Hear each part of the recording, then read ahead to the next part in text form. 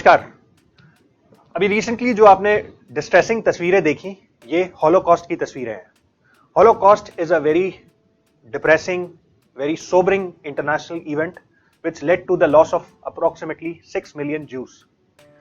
Many Jews had lost their lives and it is said that लगभग 2/3 of Jews in Europe were exterminated through the Holocaust. 27th January, that is today, is celebrated in the memory of the victims of Holocaust. This is an international day which was designated by the United Nations. Final solution के तहत Holocaust का concept निकल के आता है. What exactly is this final solution? Final solution is basically Nazis' plan for genocide of Jews. This was a code name for the murder of all Jews within reach, which was not restricted to Europe. तो even अगर कोशिश की गई थी कि बाहर के Europe के बाहर के जो Jews हैं उनको भी इसमें शामिल कर लिया जाए. This policy was formulated at the Wannsee Conference in 1940. This is the area जहाँ पे ये conference conduct हुई थी. German Nazi Party ने ये conference को conduct किया था and this was held near Berlin, which is the capital of the Germans. In 1940, following the fall of France, Adolf Eichmann, this is this fellow, he devised a Madagascar plan. शुरुआत में कोशिश की गई कि because 1940s में French जो थे उनको एलिमिनेट कर दिया गया था and France was captured by Germany. तो Adolf Eichmann, who was the ruler at that point, he basically tried to make sure that the Germans, the Jews were somehow brought to other countries. तो Madagascar जो कि एक loan island था उसको choose किया गया इसके लिए. However, this plan did not succeed because of logistical concerns. Naval blockade लगा हुआ था जिसकी वजह से मडागास्कर में शिफ्ट नहीं हो पाए. Plan was also there to ensure that इनको पैलेस्टीन में या फिर साइबेरिया में शिफ्ट किया जाए, which were comparatively less populated areas at that point. But all these plans did not succeed. फिर फाइनली ये सोल्यूशन निकाला गया कि इनको कॉन्सेंट्रेशन कैंप्स में भेजा जाएगा या डेथ फायरिंग स्क्वाड्स के थ्रू इनको किल कर दिया जाएगा या शूट कर दिया जाएगा.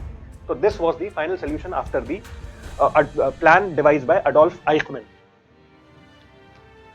27 जनवरी को ही हम क्यों इस दिन को मनाते हैं? Because this day was chosen to commemorate the day when the Auschwitz concentration camp was liberated by the Soviet Red Army, that is the Soviet union.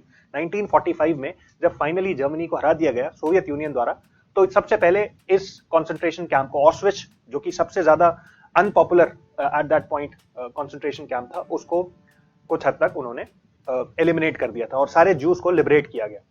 This day was designated by the United Nations General Assembly resolution in November of 2005 to commemorate the 60th anniversary of the liberation of Nazi concentration camps. तो इसी दिन 27 जनवरी को liberation हुआ था और इसी दिन हम international day in the memory of the victims of Holocaust को मनाते भी हैं.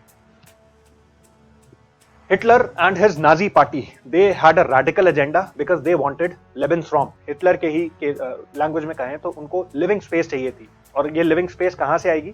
जब प्योर आर्यन रेस जो है वो अपने आप को एक्सपैंड करेगी और उसके लिए उनको ज्यूज को, which were considered to be lesser creatures, lowly creatures, उनको एलिमिनेट किया जाएगा. That is when this particular lebensraum और living space is going to be achieved. Holocaust एक एक्ट था जिसको प्राइमरीली मास शूटिंग्स और पॉइजन गैस चेंबर्स के through achieve किया गया.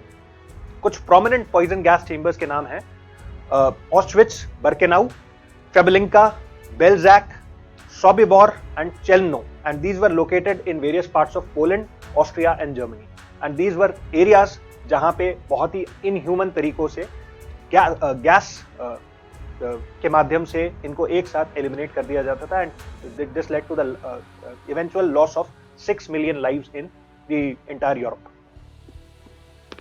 रिसेंटली भी ये इशू कंट्रोवर्सी में रहा है in 2023 last year when a movie Bawaal created actual बवाल, because the dialogue in this movie were considered to be insensitive and these were not in accordance with the memory of the Holocaust. तो Israel की embassy ने भी एक strict कहना चाहिए मजम्मत की थी इसकी, and they had been disturbed. This is the quote from the Israeli embassy where they say that we are disturbed by the trivialization of the significance of the Holocaust. There was poor choice in the utilization of some terminology in the movie, and eventually this movie could not do well in the box office, but this last year was in the news due to this bawal. Thank you so much.